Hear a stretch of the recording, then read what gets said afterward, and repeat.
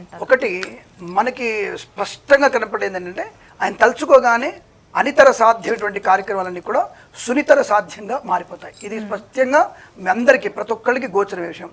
అలా అవ్వకపోతే ప్రతి ఒక్క రోజుకి 1,00,000 మంది దర్శనం చేసుకునేటువంటి భాగ్యం ఉండదు.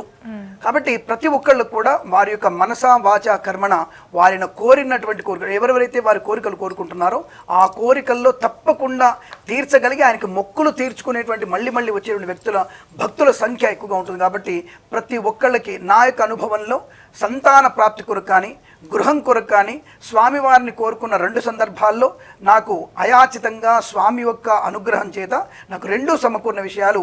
అంటే మనం ఇప్పుడు ప్రత్యక్షంగా చెప్తే ఏదో నేను స్వామివారి గొప్పతనం చెప్పేటువంటిగా ఉంటుంది తప్ప నా స్వానుభవం అమ్మాయి అడిగింది కాబట్టి నా స్వానుభవంలో ఆ 2 విషయాలు నాకు ఖచ్చితంగా జరిగాయి. నేను కొంత మా గురువు గారినే ఇదంతా కూడా మనం కేవలం 10 మందిని ఇబ్బంది పెట్టడానికి మనం చెప్పేటువంటి జ్యోతిష పాఠాలు పూజలు అని చెప్పేసి తిట్టినప్పుడు మా గురువు గారు నాకు చెప్పిన మాట, నీకు పలానా సమయంలో అనుకూలంగా ఉంటుంది, పలాని స్వామివారి అనుగ్రహంతో నువ్వు వెళ్తావు, అక్కడ స్వామివారి దర్శనానికి వెళ్ళని చెప్పినప్పుడు ఆ సమయంలో ఈ జనరల్ దర్శనంలో వెళ్ళి 18 గంటలు అక్కడ నిల్చొని స్వామివారిని మనసా వాచ కోరుకుంటూ శ్రీ వెంకటేశ గోవింద అని నామస్మరణ చేస్తున్నప్పుడు నాకు 2 సందర్భాల్లో ఖచ్చితంగా నాకు అవి 2 చాలా అనూహ్యంగా అనాయాసితంగా అంటే స్వామివారి అనుగ్రహంతోనే సునాయాసంగా లభించాయి. అంతకంటే నేను వేరే చెప్పాల్సిన అవసరం లేదు.